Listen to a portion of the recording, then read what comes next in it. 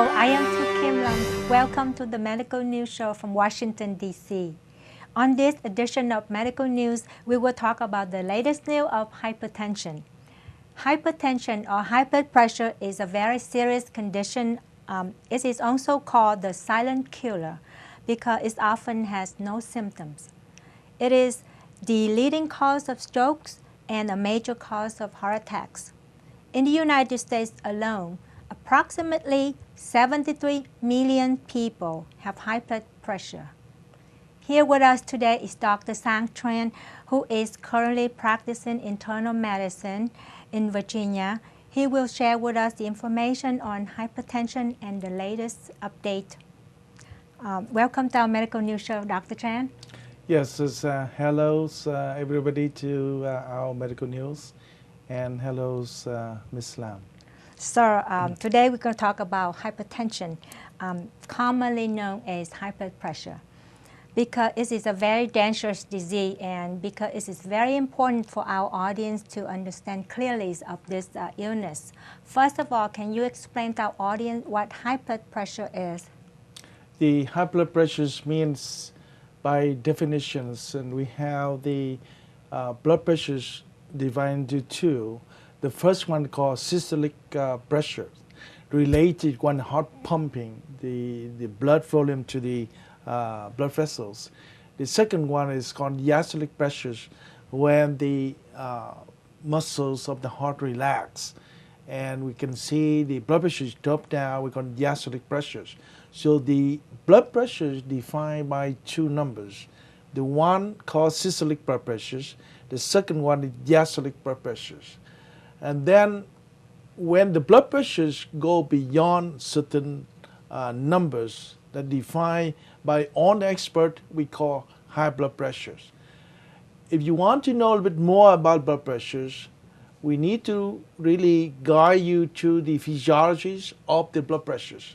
If you look at the pictures on the screen, and you can see how the blood pressures, when the heart pumping, and you can see when the heart pumping, the blood flow will go to the vessels, and then the vessels dilated to accommodate the volumes of blood go to the vessels. And then when the heart relaxes, the blood pressures drop down and the vessels constrict. You can see on the pictures when heart pumping, they create the pressures on the wall of the blood vessels. And then when the heart is relaxed, the blood pressure is really down. So we have the pumping pressure. When the heart pumping, we call systolic pressure. And then when the heart relaxes, we call diastolic blood pressures. So normally we have blood pressure about 120/80. Now, when the heart pumping like this, they pump all the blood go to all the body of the system. And usually in total is about 48,000 miles or so daily. Now, look at the pictures right now. When heart pumping, but the blood vessels really not really able to distend it, then you can see the blood pressures build up in the wall of the blood vessel. And then now the blood pressure right now is 140/90. Therefore, that the beginning of the high blood pressures, when the heart pumping to the blood vessels, and the blood vessel cannot really accommodate the amount of blood volume because the walls of the arteries is not able to distend it. So that's the basic physiologies of the blood pressures. So what does the blood pressure do for our body? What are the functions regarding to our body for the blood pressure? The blood pressures basically maintain the bloodstream to go to every organ of the body, from the brain to down to the toes. And that's the main function of blood pressures. Like when you open the waters from the faucet, and the water go through the water hose. They go to everywhere like this. So that's the main function of blood pressures. It needs to be stable, need to be very smooth, so the blood flow volume will go smoothly through the artery to everywhere. So that's basically the blood pressures. Now, the high blood pressure is different because by definition of the Joint Commission for Prevention and Treatment of Hypertension. They define the normal blood pressures when the systolic pressures about 120 and diastolic is about 80. Now, when the systolic pressure is a little bit higher from 120 to 139, we call pre-hypertension. That means very close to the borderline to get high blood pressures. So when the systolic blood pressure runs from 140 to 159, we call hypertension stage 1, and diastolic from 90 to 99.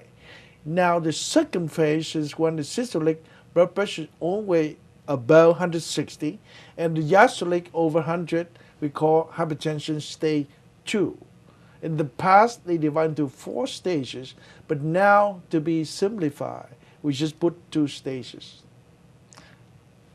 So what are the factors in our body that help control the blood pressure in the normal range? The body is the complex system, and in order to control the blood pressures at a normal level, they have to rely on the pumping pressures of the heart. Secondly, the elasticity of the blood vessels means is how elastic all the vessels in the body to maintain the normal blood pressures. And thirdly, the blood volume, means the amount of blood go to all the system in the body. And the central nervous system is very important because the central is the center control everything, including the heart and the blood vessels. So when we get nervous, got angry, or under blood pressures, the central nervous system will send a signal to increase the pumping and causing some constrictions of the blood vessels. That's how the central nervous system controls the blood pressures. And lastly, the kidneys is the most important one because we're not aware of that, but kidney control the blood volumes and then control the amount of salt or sodium in the body. When the sodium is too high, they have to eliminate the extra sodium because sodium usually retain water along with them. So mainly we have the heart, the blood vessels, the blood volumes, the central nervous system, and very important, kidney. These are the factors that maintain the blood pressures and keep it normal level. Thank you, sir. Hypertension is a very common condition in our Vietnamese communities as well as in the United States. Can you tell us what are the signs or symptoms that our audience can recognize so we can be aware of it? Well, before we talk about the signs and symptoms, I think I should talk a little bit about the type and the underlying causes of the hypertension.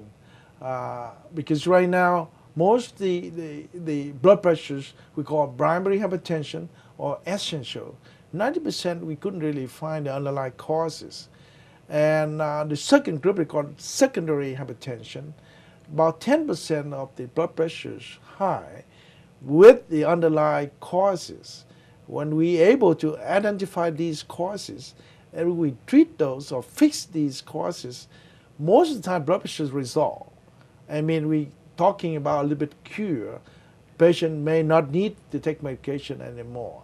So the other 10% of the blood pressure problem may be solved if we know exactly the underlying causes. So what's the underlying causes of the secondary hypertension? Mainly is from the kidney because the kidney had a function to control the volumes of the blood and the waters in the body and control the salt. And any disorders of the arterial glands, because arterial glands produce the corticosteroid in the system and mineral corticosteroid as well. These hormones, when they produce too much, then will increase the blood volume because retain water. And the one disease of the kidney, very important, when the artery to the kidney become narrow, we call renal artery stenosis, that trigger very poor and difficult to control blood pressures until we relieve that by surgery. And so many medications that may trigger blood pressures as well. And finally, the coarctation of aorta, mean the narrowing of the main blood vessels come out from the heart. When it's become narrowing or have some kind of constriction, then the blood pressures may go up. So if we are able to fix these and find out the underlying causes, we can fix these and treat the blood pressures without relying much on the medication. So you mentioned the primary cause and the secondary cause. Besides these two causes, are there any other factors that leading to developing hyperpressure? The others very important is beside the kidney because, and then we're talking about the other medication. The kidneys play very important roles in the blood pressures.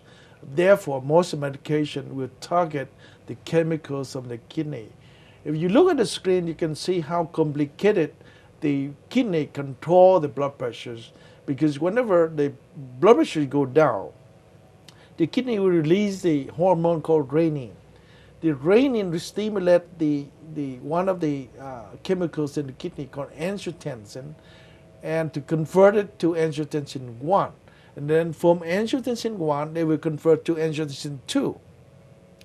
These are very strong chemical that may causing high blood pressures. And from angiotensin 2, you can see they release and the chemical get into the receptors of the blood vessels and causing vasoconstriction. These are the chemical very important, and when we treat these, we need to target these chemicals and try to decrease the numbers of chemicals in the kidney. So that's very important to remember. Now, the other medication that may increase blood pressures, we're talking about cortisone. That means people, they can use prednisone to treat asthma, to treat arthritis, and these can trigger more blood pressure problem. Estrogen using a birth control or menopausal patients. And most of the pain medication, be careful, because most of the pain medication, even though Advil, Tylenol, and Aleve over the counter, when you take every day and take a lot of pills, it may causing more blood pressure problem because they retain more water. And some of the decongestant that we usually buy, Tamiflu, Tylenol flu, they have the chemical called pseudoephedrine that may increase the blood pressure. So be careful if you have blood pressures. Be careful not taking these medications with large amount of pseudoephedrine in Tamiflu, Advil, sinus, or either the allergic medication like Elicra, Zyrtec, etc. And then some of the weight control medication may also increase blood pressures. And some herb, a lot of people around, they're using herb, but they need to be careful because herbs is also the medicine, like mahuang, licorice, and ginseng. Some kind of tea that may trigger increased blood pressures as well. And finally, alcohol, when you use a large amount, it may also increase blood pressures. So very complex.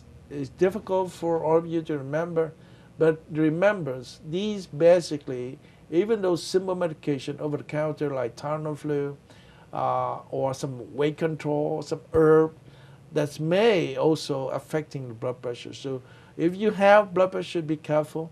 If you're really on treatment, pay attention to the medication. It may aggravate the blood pressures or worsening, or the blood pressure become uncontrolled because of these medication. So in the case of the woman, normally they don't have high blood pressure, but when they are pregnant, suddenly they develop in high blood pressure.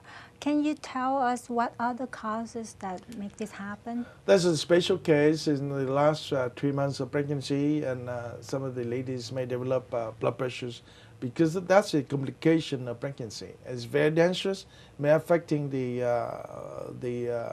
pregnant woman, as well as affecting the fetus as well. So in this case, it's very important that they need to be followed up with the doctors carefully and monitor blood pressures, take medication, special medication to control until the day of delivery. So this is a special form like complication related to pregnancy. And after delivery, I think most of the time the blood pressure may come down, either without treatment or with treatment. Thank you, sir. Now let's go back to, we talk about the cause and all the factors that develop high blood pressure. Can you tell us the signs and symptoms? Well, unfortunately, it's more the people with the blood pressures that have any symptoms. Therefore, sometimes we just call them just a silent killer, but not really silent. Even though people sometimes not aware of that, a little bit headache, a little bit, it's just blur visions or noises in the ear when they really nervous. That may signal something related to blood pressures. And when the blood pressure is so high, then people may develop headache, dizziness, and short breath, and palpitations, and anti-nauseated. And so these are the very common, but it's difficult to differentiate with the other diseases. So therefore, the best thing is to have your blood pressure checked, either in the doctor's office or anywhere in the pharmacies or in the community centers. And I think that's the best way to deal with these, because most of the time people may not aware if they have blood pressures. Thank you, sir. Because the disease very often has almost no symptom. There are so many people have the high blood pressure for 5 years, 10 years, they don't even know it. What are the complications if it is to be untreated for a long period of time, sir? Complication is the most dangerous one. Even though blood pressure is really nobody able to see it, but the complication is very serious. And we're talking about stroke. When the blood pressure ruptures in the brain, they're causing cerebral hemorrhage, and that may causing people die very quick, or may develop stroke and affecting the body. Half the body cannot move cause this stroke, or cannot walk, or cannot talk. And these are the most dangerous complications. And secondly, when the heart have to work harder under the high blood pressures, usually they end up having enlarged heart or heart failure. And the vision also will be affected by the small artery in the back of the eyes. When these arteries become hardening and under blood pressures, they may rupture and cause hemorrhage at the retina, meaning it's behind the eye, and causing vision impairments or blindness. That's the most serious one. And lastly, is the high blood pressure may affect the kidney. The kidney is the underlying problem, but when blood pressure is increasing, they may damage more the kidney, and most of the patients may end up having kidney failures and have to rely on long-term dialysis to help them to survive. So how can a patient know if he or she is in danger so they can seek help, be admitted in the hospital? The symptoms of the severe case of hypertension we call hypertensive crisis. And it usually happens suddenly to people who doesn't have any blood pressures or may not be aware of, or people under treatment for that. And when they develop nausea, vomiting, and really not able to control or get short breath, that means when the blood pressures get worse. And in these cases, the blood pressure is usually over 200 systolic, and the diastolic is usually over 100. In these cases, most of the doctor will send patient to hospital, and if you just happen like this and know that you have hypertension, then better to go directly to the hospital, because you need treatment right away to prevent further complication to the body. Dr. Tran, that is all the time we have for today. We will continue our conversation on hypertension on our next edition. Thank you for being here with us. Yes, thank you for everybody to listen to our medical news today. And again, thank you, Ms. Lam. Welcome, sir. That was Dr. Sang Tran, who just shared with us information on the cause, the factors, complication of hypertension. On our next edition, we will talk about the treatment and the latest news of this disease. That is all the time we have for today. Thanks for watching. We'll see you next time on the Medical News Show.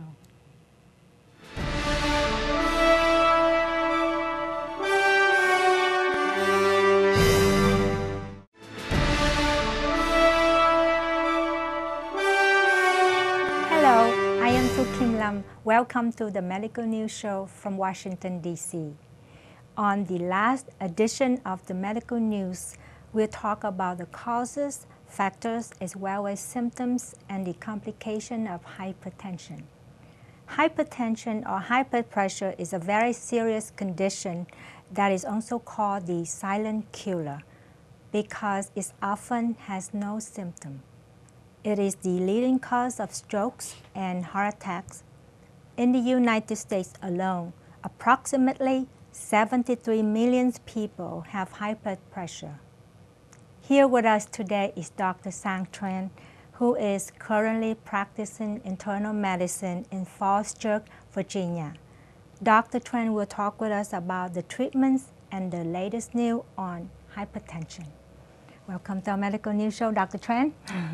Yes, welcome to our medical news, and hello everybody, and hello Mrs. Lam.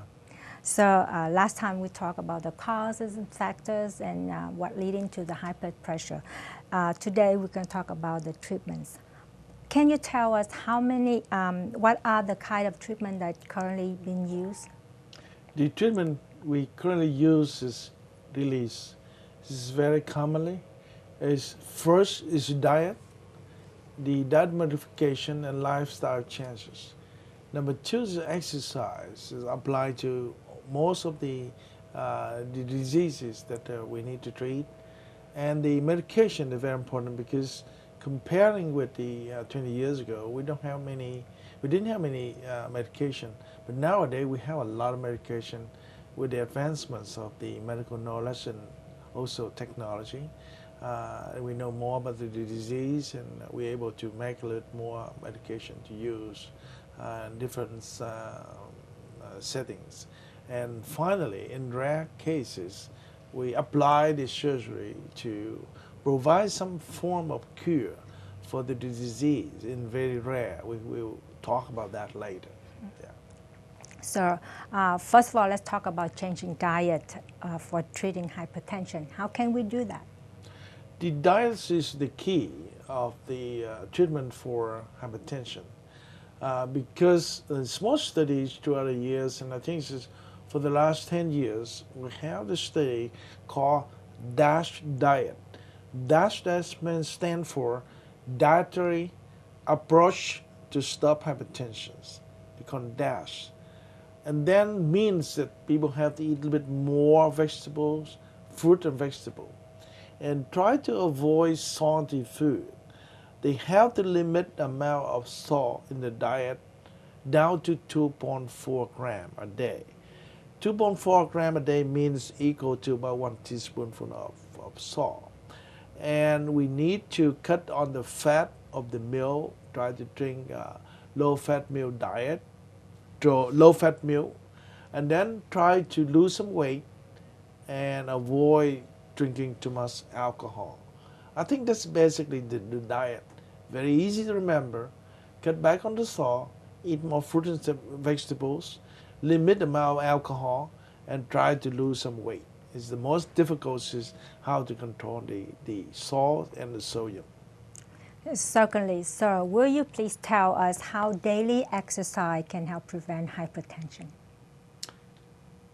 The daily exercise is very important because exercise means it's real exercise. The requirement of the exercise is people have to walk or jog or run for about 45 minutes a day until the heart beating a little bit faster, a little bit sweating, and then that's real exercise. If the person can do it 5 days a week, I think they can reduce the blood pressures down to at least 10 millimercuries of the blood pressures.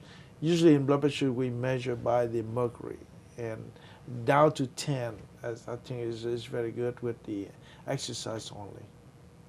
So we talk about changing diet, reduce fat, reduce salt intake, and we talk about exercise. Let's talk about medication. How many types of medication are currently being used to treat hypertension? The medication is really have 4 groups. It's so complex in so many different kind of medication, but To remember, I think we just try to limit to 4.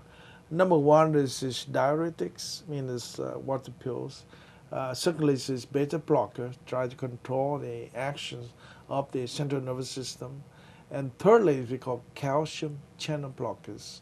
And fourthly is the medication. We have so many medication that try to control the chemical release from the kidney, because the kidney releases a lot of chemicals relate to the blood pressures. So we have 4 groups. So let's talk about the first group. How does the diuretic medication work? The diuretics is the very important, because the kidneys control the waters and the blood volumes and the salt. So usually it's just when we use the diuretic, what we call is water pills. The patients excrete more waters and eliminate more sodium or salt. And then that way they can control the blood volumes, so decrease the blood pressures. We have so many medication on the market we use for a long time, like chlorothiazide, furosemide, and diazide, is different kind of water pills that we can use. It's very popular, and it's very cheap, and it's quite effective. But the concern is sometimes it may have some side effect related to losing sodium and potassium.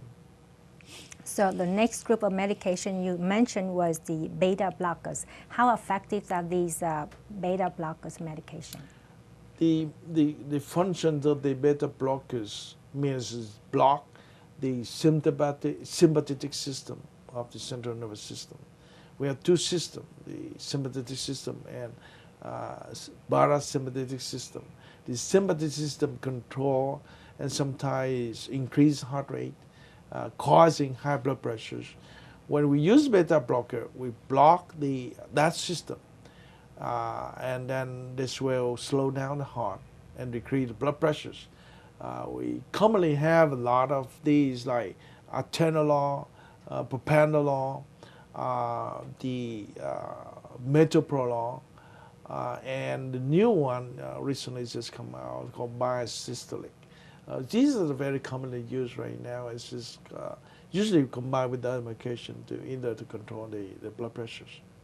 Let's talk about the third group of medication that you mentioned, which was calcium channel blockers. How do these calcium channel blockers function in our body? The action of the calcium channel blockers mostly work on the blood vessels. Around the blood vessels, you can see a lot of muscle cells and causing the contractions of the blood vessels.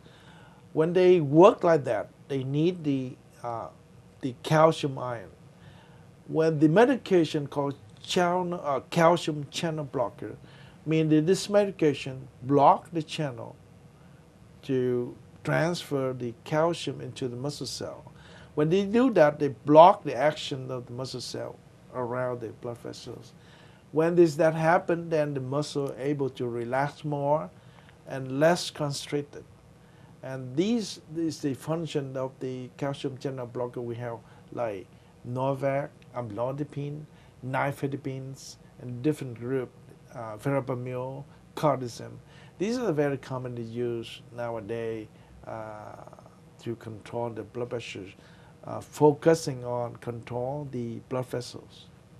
So kidney is playing a very important role in hypertension disease. How does this medication affect these kidney function or its mechanism? This is the most complex things and happen to the kidney. I try to talk to you a little bit about this one, because if we know about this, we know how the medication work, and hopefully, I can really make things similar for the audience to see. Now, if you look at the screen, and you can see the kidney control the blood pressures by using different chemicals they call angiotensin, and the first angiotensin under the influence of renin. Renin will be released only when the kidney doesn't have enough blood flow to the kidney. So the kidney releases the renin. The renin stimulates the system to changing angiotensin to angiotensin 1 that you can see on the screen. And then from angiotensin 1, they will convert to angiotensin 2 by the enzyme angiotensin converting enzyme.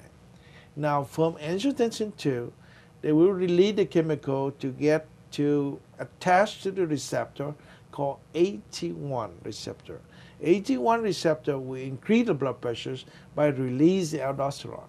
So most of the medication really work on the kidney. We have so many, but mainly they will target the angiotensin by blocking the angiotensin converting enzyme. And number two, they will blocking the AT receptor, mean angiotensin receptor inhibitors. We have the second group. And the third group, and the newest one, which released just about years ago, we call renin blockade. I mean, they block the renin. So total, we have 3 different groups just target the kidney to control blood pressures. Very commonly, the first one you can see like captopril, enalapril, and Previnyls. They're called angiotensin converting enzyme inhibitors. The second group, very popular right now, Benica, Diovan, Hyza. They are blocking the receptors in the kidney. And the newest one, they call renin blockade. And the brand name is Tecturna. It's just released, and they hopefully with the blocking the renin, they can control the whole system that from the kidney, which release the chemicals that trigger the blood pressures. So this is, I think it's very, very complex for you to understand, but hopefully you look at these numbers and the term, medical term, and hopefully you understand how complex the system, why you use medication to target different things to control the blood pressures. Yes, sir. You explained very clearly each kind of medication have different function in our body. So with all these help, how long does the patient have to be on medication? That's a question really most people, they don't like to take medication for long times. And most of the patient wanted to use short-term medication and try to use the exercise and diet to control blood pressure. That's understandable, but when the blood pressures go a little bit higher than 160, most of the time people need medication. They cannot use the exercise or the diet because you remember the diet only bring the blood pressures down to about 10 millimercuries, and the diet also bring around 9 to 10. So combine the two, we can bring the blood pressures down to about 20 millimercury. But when the blood pressures are 160 or above, then even though with a combination like this, we're able to bring the blood pressures down only 140 over 90. That's still borderline high. The normal is 120 over 80. So you can see just the exercise and the diet able to bring the blood pressures down, but not to the level of the therapeutic level that we want. But most people will have the borderline blood pressures, a little bit high blood pressures, around about 140, 190, I'm sorry, 140, 150. They can use just diet and exercise. So what about all the side effects of the medication? Are they serious? The side effects is very important that I think most patients be aware of. Number one, the diuretic, because they try to get rid of the sodium. Sometimes they create low potassium and low sodium.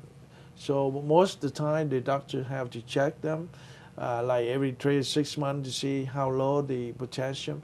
And people taking diuretic, remember, they may develop some kind of leg cramp because of the low potassium.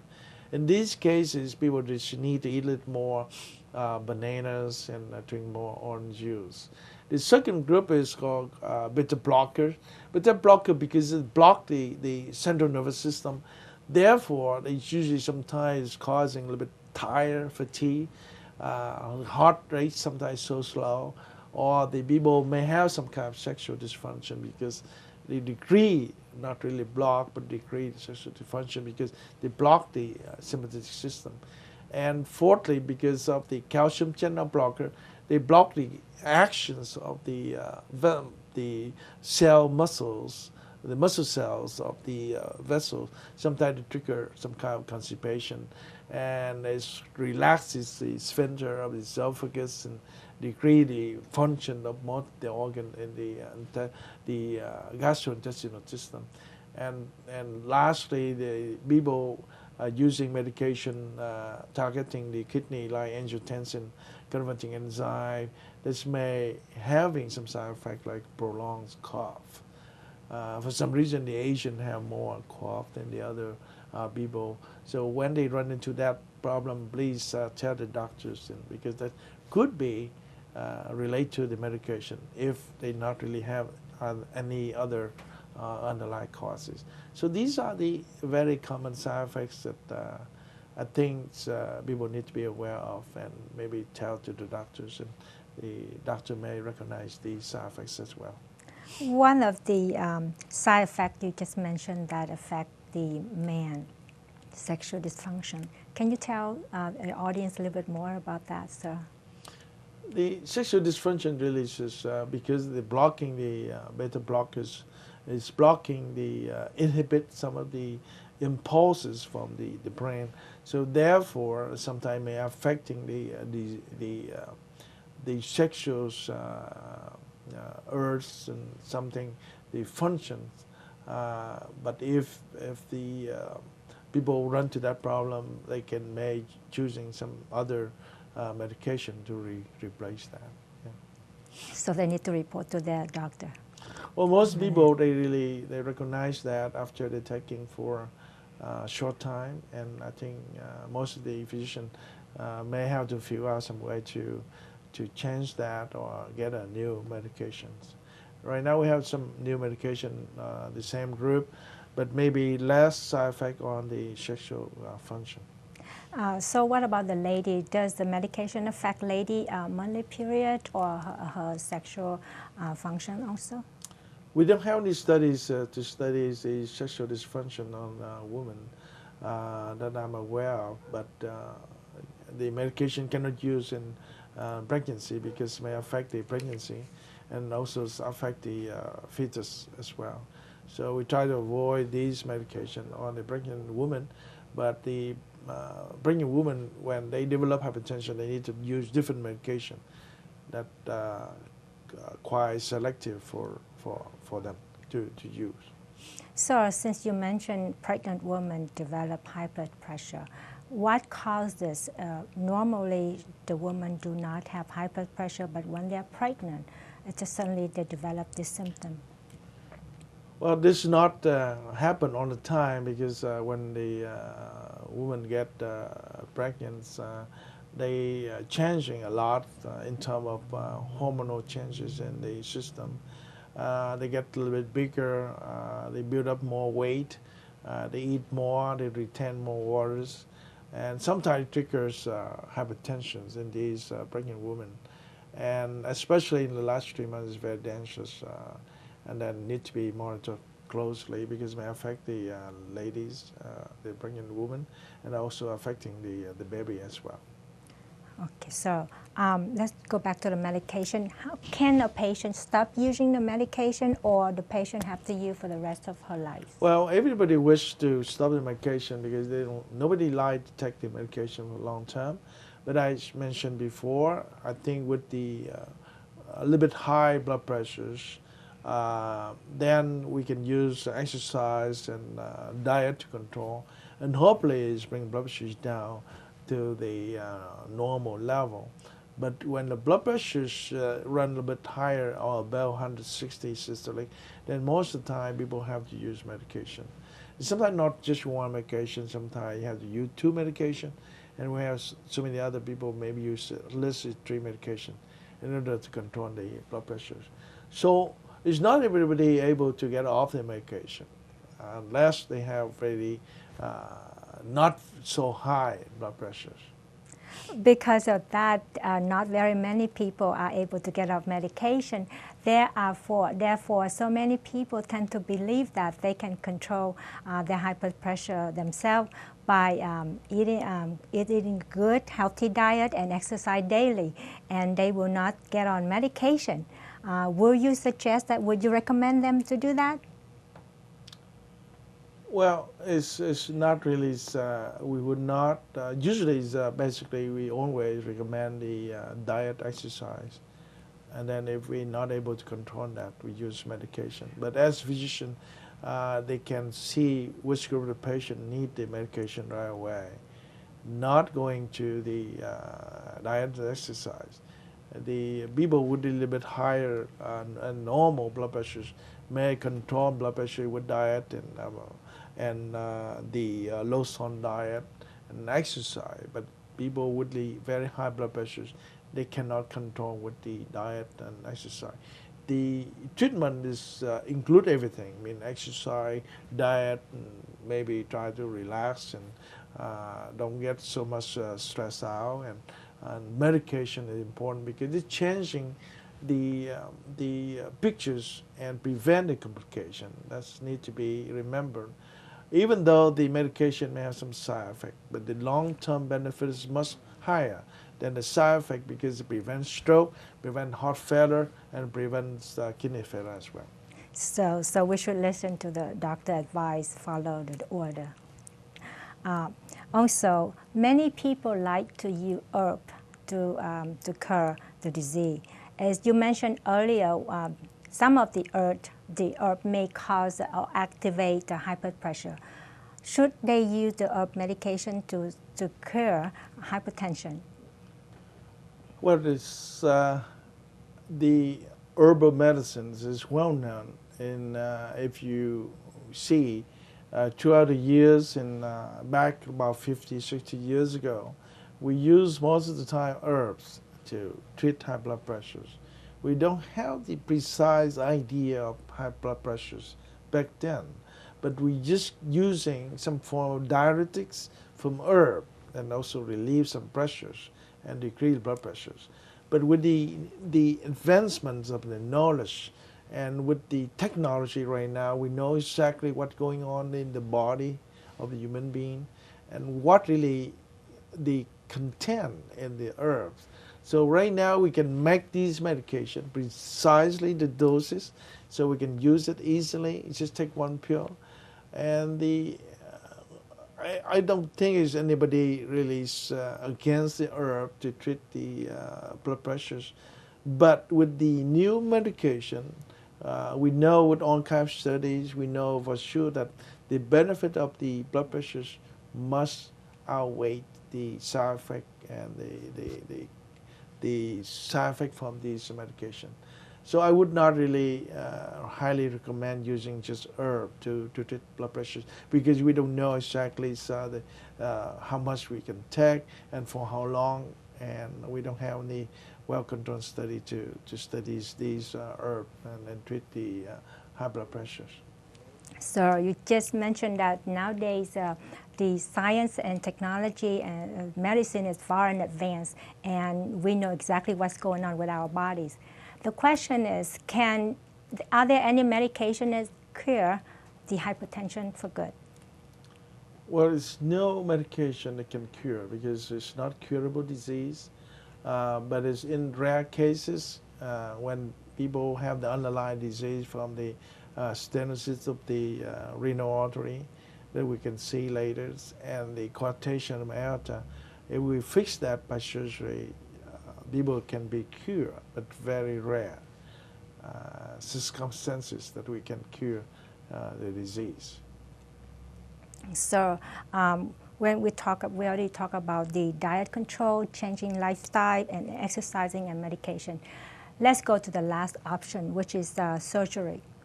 Are there any case that the patient needs surgery? We have only two underlying causes that you can see. The first one is the narrowing of the renal artery. If you look at the screen, you can see the pictures of renal arteries that become narrow. If you open that by surgery or by some kind of special technology, when the arteries open up, the blood pressures may go back to normal, and the patient may not need the medications any longer. But the second group is the people with the coarctation of aorta. And we see on the pictures the heart pumping on the red part go to the main artery of the body called aorta. When that aorta was have some kind of strictures or binge in one area, that will build up the blood pressure. And in that case, if we do surgery to remove that kind of strictures, then the patient, I think, it can be cured. All right, so finally, let's hear the latest news on hypertension. Very, very, very interesting news, and I think this, I'm so glad to talk about that, because for so many years people still believe that the high salt diet, the sodium that we focus on, that may trigger the blood pressures for people. But nowadays, with the study from Colorado, which was done on the 4,528 volunteers, and they found that the people who drank more than 75 grams of soft drink, mean the fructose corn syrup, mean equal to about 2 cans of soft drink a day, this may end up having more blood pressure. So from now on, we're not talking about salty food, but the combination of salty food and the high fructose drink, this may causing blood pressures. So that's the latest news, which were released about October 2009 of this year by the group from Colorado, Denver Health Center. So before closing the medical news show, would you please give our audience some general advice on hypertension?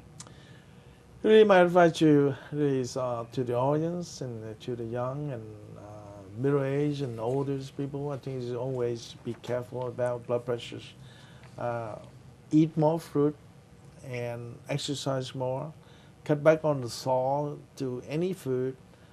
Try to drink low-fat milk, and then the best thing to do is to have your blood pressure checked at least yearly, or randomly is from anywhere, from the health centers and from the drugstores, and at least to know your baseline blood pressures. And when it's changing, then you can tell the doctors that you may end up having blood pressures. And I think just exercise, keep checking your blood pressures, have the physical checkup. I think this is the best advice to everybody, to any kind of disease that we have to deal with when you get older and older. Yeah. Thank you, Dr. Tran, for being here with us today. And thank you for watching the medical news today. As you remember, the medical knowledge is changing with time. So everything that we're talking about today may be changing in the future with new studies and new understanding about human beings, and also see all the kind of chemicals happen in the body. So hopefully you remember that, and things changing, and we'll give you update for any changing in the future. Thank you, sir. That was Dr. Tran, who just shared with us information on hypertension and the latest news. We hope that the information provided by Dr. Tran has shed more light in this disease. That is all the time we have for this edition of Medical News. Thanks for watching. I am Tu Kim Lam. We'll see you the next time on the Medical News.